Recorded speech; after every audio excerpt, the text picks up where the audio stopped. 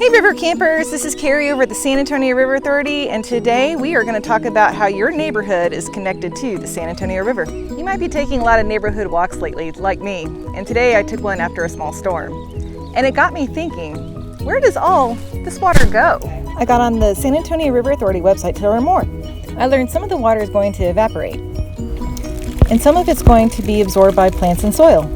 But much of the water in cities and towns actually runs off the hard surfaces like roofs, driveways, and the streets and into storm drains. So while walking, I found this piece of paper and it got me thinking, can it actually wash into the San Antonio River after a rainstorm? I know on the San Antonio River Authority website, I saw an activity that can actually help answer some of these questions. Come with me to my kitchen.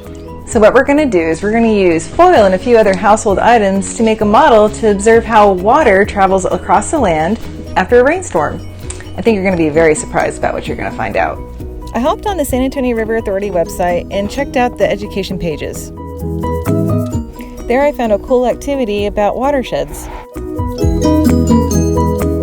The first thing you want to do is collect all your items, like a large pan that's shallow, and collect small glasses, coffee cups, measuring cups, jars, and even cans.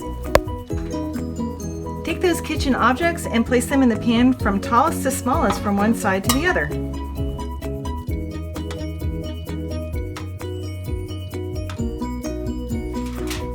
Cover the pan with just enough aluminum foil.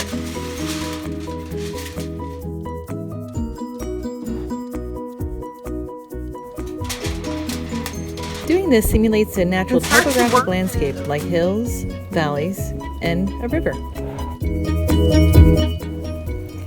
Next, use a marker to trace the path you predict water will flow on your model when you sprinkle water on it. This represents the San Antonio River. So what about that litter I found on the street earlier? The video on the education page shows using cocoa powder to represent all of the dog waste, litter, pesticide, fertilizers, and oil on the land.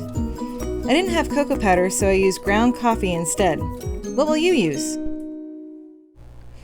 To represent a storm, you can use a spray bottle or even a reusable sports water bottle, like I did.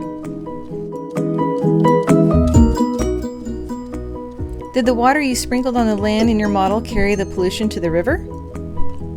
Mine sure did.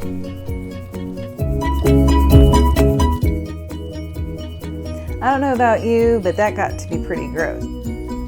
The model seems to indicate that this piece of litter I found is going to certainly make it to the San Antonio River after a rainstorm. So after visiting the San Antonio River Authority's website and looking at their watershed map, I found that my neighborhood actually sits on the Salado Creek sub-watershed, which is the area of land connected to the Salado Creek.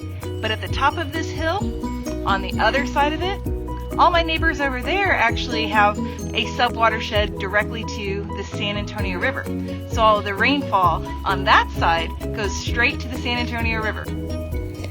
I went back to the San Antonio River Authority website to learn how I can help the river's health from my neighborhood.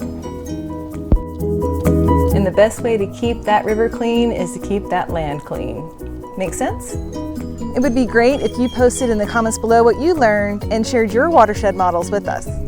Be certain to check out the San Antonio River Authority website for a host of educational activities and lessons, all related to the San Antonio River and how you are connected to it.